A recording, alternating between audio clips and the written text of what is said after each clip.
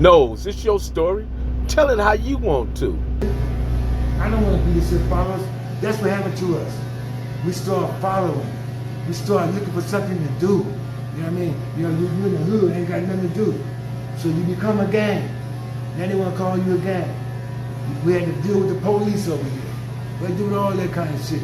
And now these goofy ass motherfuckers want to talk about defunding the police. What kind of shit is that, man? We got senior citizens. We got kids out here. Who you gonna call when somebody happened to you, man? You gonna call the police. And our brothers, that's what we gotta start doing. We gotta start taking care of our senior citizens, man. We gotta start taking care of our kids out here and shit. Check me out something. When I was coming up, when we doing our gangster shit, when we seen an enemy with his mother or his kid, they got a pass. We didn't disrespect the motherfucking churches and shit, write graffiti on them and stuff. We didn't do that stuff. How you gonna rock by a church and write all the church and stuff? That shit ain't cool. If you see somebody doing that shit, you're supposed to stop it. Knows, you seem like you still turned up. No. Professor Melly Mel, the Hood Postman. So who I'm here with today? You here with Brandon Robinson, man. OG Knows from Eastside Main Street. Before it was even Main Street, wasn't no Main Street, wasn't none of that other stuff. Wasn't no Hoovers, wasn't none of that stuff. Eastside, Westside, Compton, Watchmont. That's exactly what it was. All this stuff, man, started at Locke High School. What year we talking? 1972. 1972. We was at Locke High School, a man named Ricky Mack, Tiyada and them, Tiyada and them was my cousins and folks up there at Locke High School. Tiyada, my partner? Yeah, that's my nigga, man. You know, man, he the one that's putting this shit together. Man, I'm glad to hear that. Tiyada is a great guy, man. So, in 1972, give us a rundown. What actually took place in 1972? What happened, man? We was at Locke High School. You know, it really started with Raymond Washington. Raymond Washington, man, you know, he was east side of it down there in the 70s and stuff. So what happened was this here. We're gonna say that Raymond Washington, he broke his leg or something, you know what I mean? So they put him in the cast. So what he did was he got in a fight with a couple of guys, and the guy said, man, we ain't gonna fight you, Raymond, we ain't gonna fight you, man, because you crippled. Raymond Washington, he said, man, you know what, man, fuck that cuz, man, this crip here, man, I'm crippled, man, you know, we get out. So that's how the crip started, by a man being crippled. Okay, now, we all at Locke High School now, you know what I mean, and so the Crips, back then in 1972, they had a thing called Crips Don't Die, Crips Multiply. Our uniforms was, we had khakis, croaker sacks, waistline leather coats, ace deuces, Godfathers with the brim, had the earrings in our ears and stuff. That we was doing so. But back then, you know, we was just going to the parties, going to the clubs, you know, just, you know, hanging out with one another. You know, sort of like homeboys. But then back then, so then we had the Timberlanes, we had the Park Boys, we had the Bounty Hunters, we had the Brims, we had all of that. Back then, we had this thing we said, Crips don't die, Crips multiply. We weren't fighting one another, we weren't killing one another, stuff like that.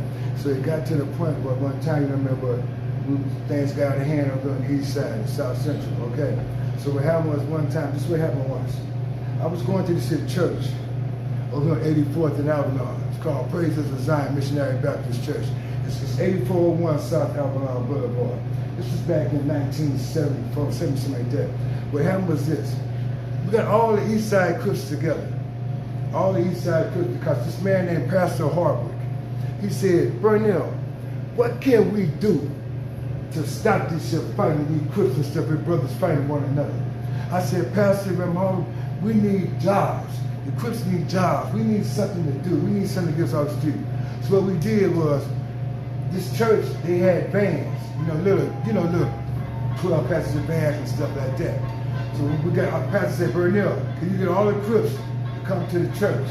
So what we did was we got all the East Side Crips at Praises of Zion Baptist Church over on 84th and Avalon. We got all the Crips over there. And once the Crips was over there, Pastor, and there's this other guy named Jerry Gash.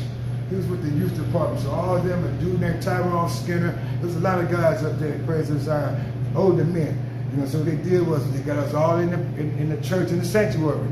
Literally, we packed the whole church with a number of Crips. And what they did was they started giving us jobs. And my older brother, he got a job from this guy named Smokey, my brother Robert Plateau. So what did they call your brother? They called him Plateau. Then my other brother, Carl, they called him Shotgun. But anyway, Carl Robinson was your brother? Carl, that's my brother, man. Man, you know I used to run with Carl. Yeah, that's my brother. He rest in peace, man. Pastor just buried him. Okay, yeah. So they got us jobs and stuff, and the jobs was at the training jobs, help brothers get the brothers off the streets and stuff, man. You know what I mean? So people, they look at the Crips as bad or something like that. It wasn't really what you call bad. It was brothers getting together, defending our neighborhood, defending our community. So that, man, you know, brothers in the hood ain't got nothing to do and stuff like that. Versus the brothers on the other side of town, you know, they got programs. See, we had things to do here. We had the skating rings. We had go-kart ride. We had all kinds of stuff around this stuff, man, until they took it away. Then the brothers started coming in here. What do you think caused the taking away part? Because we was a thriving and growing community. We had pastors, we had leadership, we had community leaders, we had activism, we had food banks, we had the Black Panther Party, we had numerous of people that was advocating for black wealth. Funding, man. It's the money. Okay, you know, it costs money, man, to run this shit. You know what I'm saying? And so what they do, so they take our money from the east side, take it somewhere else. We had cedar programs. I bought my first 64 cedar, man, for $75 from my book that 93rd year I went to school. That's the same thing going with the youngsters right now. The youngsters ain't got nothing to do right now. So they out here, they sag and sort of, you know, I mean, then they want to set trip and say it's a generation. They treat immigrants and homosexuals better than they treat the U.S. citizens. I mean, we got, look at us, man. We got all these brothers out here, young brothers out here, man. Okay, I mean, then they say we don't want to work and we don't do that. That's bullshit. They do want to work. You go to McDonald's, you see all the messing in there. They're going to hire a young brother in there, a young 17-year-old kid. They're going to hire him in McDonald's, okay? He in McDonald's working. But now, everybody else in there working around him is Mexicans. And they speaking Spanish. So now they done hired three black people in there. They got one black working morning shift. They got one young brother working swing shift. They got one young brother working graveyard shift. Now, people gang partner. Now, each one of them brothers is working around other Mexicans that speaking Spanish. They don't know if they call him a nigga or what. You know what I'm saying? We don't understand that shit they talking. So therefore, man, we get caught up in this thing. Now, I don't want to work there. Then they say we don't want to work. But now, then they talk about blasting when I work. Check this out, man. I went to take my little brother Derek back to Mississippi, somewhere out there in the shit in the South, to bury to his daughter's graduation. All them people out there, the whole fucking school, man, was full of blacks. You probably see one or two, and all of them getting degrees, all this kind of stuff, man. You know, thousands of blacks. So that's goofy shit. What they talking about the blacks don't want to do. She said, "You guys got to give us something to do, man. You guys got to work with us, man. All y'all fake ass preachers out there and getting down like y'all supposed to get out, man. To y'all, straight up. Now we got Pastor Harper here. This man here is 90 years old, man. Still 10 toes down. Still working. Still preaching. Still praising. When I was a kid, I'm 65 years old. I done went through all this bullshit out here. Penitentiary gangs. When I got the penitentiary, you know what he did? He put my ass to work. Before I went to the penitentiary. What year did you get out the penitentiary? I got the penitentiary in 2008. And how many years did you spend in there? I did big game. I did 7 years, 2 months, and 6 days for driving a car without the owner's consent. They wanted to put me in they wanted to do that 3-strike law. Yes, I was working for him in the church. This is man that had to put me out, you know what I mean? I cleaned the church, I cleaned his programs, he had PIC, he put me driving, helped me get my commercial license, all that shit. Now you got preachers out here like this right here, we can go and get on down, we can do some things. All the more punk ass niggas like Al Sharpton and all the more goofy people out there doing that goofy stuff, politicking, getting money and stuff like this here. I'm gonna say, let me tell you about my pastor. He don't get one dime, not one fucking penny from his church, from his congregation. He don't get one dime from us, not one penny. All these years, he don't even count the money. That's honorable. That's honorable. He don't even check the paper. He's for the people. He's for the people. See, that's what we need. We need some more pioneers like him. If we can't get them, man, that's why the youngsters ain't going to church. That's why they end up in there, man. Because they not faking. They got niggas like what's that fool name, man? Noah Jones. Nigga had a baby by a youngster. He going with all the sisters in the church. All the sisters, see what I mean? And now how you gonna leave your flock?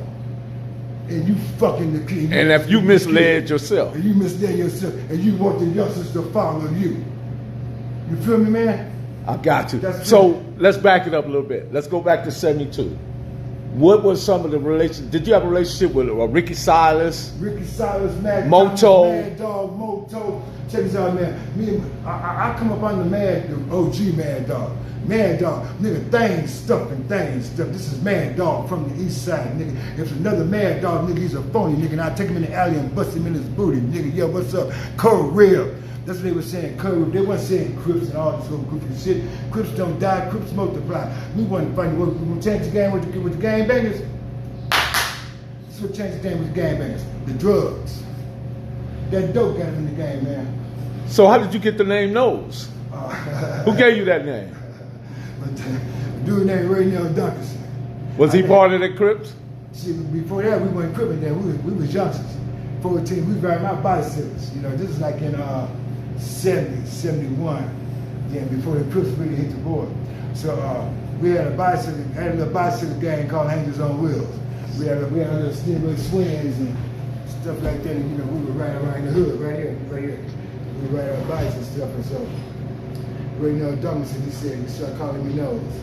And it just stuck. It went over from being a youth to the Cripping as well, right? And then it stood the time, and you was able to still keep that name and still be in the pastoral, be part of the church, right? That's right. See, this is the thing. See, I learned in church that God would never leave. I'm gonna give you a perfect example. Me and Malcolm X, we got the same get out. I'm gonna break it down to you. Malcolm X, before he went to the pen, he was raped. Drug dealer, gangster shit. Now, people got it. When I went to the penitentiary, I was doing my thug thing. But before I went to the penitentiary, before I started doing my goofy shit, I was raised up in church as a kid. Okay, when you say goofy stuff, what do you mean by that? What I mean by goofy shit, out here carrying guns, out here robbing, out here fighting with other gangs and stuff. If I knew what I knew now, man, ain't nowhere in the world, man, I would sell some dope to one of my brothers and sisters. If I knew what I knew now, man, ain't nowhere in the world, man, I have a crib in the blood fighting one another. That's bullshit. That's, you know, that's what they want. That's what they want. But just imagine, like when we was Cripping, how all the Crips came and stayed together one. If I'm coming from the east side and I go to the west side, and they say, where you from, bro? I'm up the east side, bro, east side Crip. Man, we west side Crip, come on, bro, you know, they show love. Like that. And so here's the thing. You see, a lot of youngsters nowadays is not getting the love in the home. They don't have a daddy there. Versus me, I grew up with my mom and daddy. And my daddy, so we had to go to church like going to school. You see what I mean? But then when I got a chance to get out of here, I got in and did my thug thing. But I ended up, God took care of me. See, like Malcolm X. Malcolm X, man, he studied Muslim. He got out, he followed Elijah Muhammad. Elijah Muhammad backstabbed him, hated on him, and did all that old goofy stuff. And Elijah Muhammad is dead right today. Now, when I was in the penitentiary, by me being raised up in church, I read the Bible, this thing that my pastor and my Sunday school teachers taught me in Praise and Design. And I read it over and over and over and over again. Then I befriended God, and we got cool. See, so God, you was delivered. I was delivered. See, me and God doing this thing. But you got to remember, it all goes back to the raising as a kid. See, a lot of... What was that upbringing like, though? The upbringing like, let me tell you about it. Believe it or not, it was cool. Praise and Design Church is the first place that took me where I see the snow. We had this deacon there, I think his name was Brother Lacey. When they had all the events, they took us up to the mountains, Big Bear. We little young kids, just in the 70s, man. You know what I mean? Taking care of during that time, men were men, women were women. Exactly. And the men in the community raised the boys. Raised the boys upright, gave them proper instructions, because proper instructions prevent poor performance. You know how many deacons he had? He had about, I can't count the deacons. And all the deacons, they would grab a kid. The deacons would grab a youngster. The deacons would grab 4 or 5 youngsters. You know what I mean? They'll grab us. You know what I mean? Here's the thing. When I was a kid coming up, there's only 2 people I feared. I feared my daddy, and I feared Pastor Hall. We'll be at church, and I'll be in church talking. They say, "Brother, be quiet." I'm gonna tell you something cold in that, man. Be quiet. I had this Sunday school teacher. Her name was Dorothy Carter. Let me tell you what she did. When I was in Sunday school, she would tell me, "Burnell, I'm gonna tell your daddy. Burnell, stop twerking out. Burnell, be quiet. But I'm gonna tell Pastor you not be quiet, be cool." Now I go outside. That don't mean Sister Carter. Now here I am. We're gonna fast forward. I'm 40 years old now in the penitentiary. I did my thug. How many times you been to the penitentiary? I've been in the penitentiary. I can't count. I got about 20, 25 years in that penitentiary. Total. Yeah. Now wait a minute. This same Sunday school teacher named Dorothy Carter, that I used to always talk about calling me Dorothy Carter. When she found out I was in the penitentiary, you know what she did? She was my pen pal for 7 years. She made sure I had packages.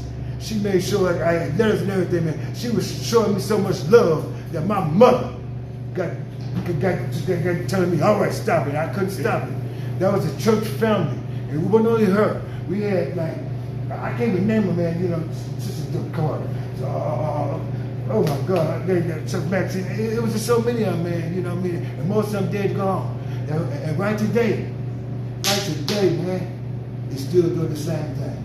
Ain't nothing stopped. Ain't nothing stopped. They're still doing it right now, man. That's why I tell the youngsters, man, get on board, man. So if you want to give a message to the youngsters, what is the best possible message you could give them to them right now? The best Based on the things, your experiences, the things you had to learn in trials and tribulations. God. That's it and that's all, man. God. God. You gotta get into God. And here's the thing. This shit is simple, man. Check this out, man. It's easier to go to heaven than it is to go to hell. With God, Explain. I'm gonna explain to you.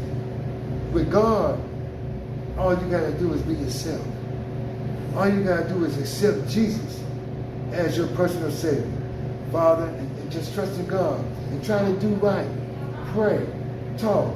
You know right from wrong. A kid know right from wrong. A kid know when they're doing wrong. You got them on the end. See what I mean? Once they get a relationship with God, and here's the thing, what you gotta do is this. You got to change your environment. My daddy used to tell me, he said, "Buddy, you got to pay attention, but you come home and you hang around the same guys. You go right back to the hood. You got to change the hood. I mean, you got to go around people. You know what I mean? You got to get into a good church. You got to be around brothers like you. You got to be around brothers like Joe. Joe knows me. I've been with him all his life since he was a kid. I'm proud of him in his barbershop. He's been cutting my hair since he was 17 years old, before he had a license. Now he got his own shop. We got to get through it all. That's what we got to do for our little youngsters, man. Man, look at, man, literally, all this bullshit, these drugs, gangs and guns and shit, man, that shit got to stop, man. It's got to stop. We got to get these youngsters, man, and we got to be mentors to these youngsters, man. We got to start taking them to church with us. We got to start turning them out to fill out applications, take them on these jobs and stuff, man. Because I'm going to tell you something. Pretty soon, it ain't gonna be no race no more. It ain't gonna be no black African American nigga. I'm not African American. I'm a nigga. It ain't gonna be no more of that. It ain't gonna be no more colors. They're gonna be too tall. They're gonna be messy. They're gonna be this shit. They're already invading our neighborhood, our communities. Look at our neighborhood, man. I grew up. They used to ride my bicycle around here, man. Every house on my mother's Don't look street. like you can do it down safely. Exactly. Every house on my mother's street. I grew up there on 97th Street. I've been in every one of them houses. Wow. I've been really, you know, cause they had. So Nose, this is what we're gonna do right here, man. We're gonna lock the door right here, and we're gonna pick back up, man. Go ahead and lock. Can we lock the door right now? No, man. You got me on one right now. I'm gonna bring you back. Let's lock the door. Lock it.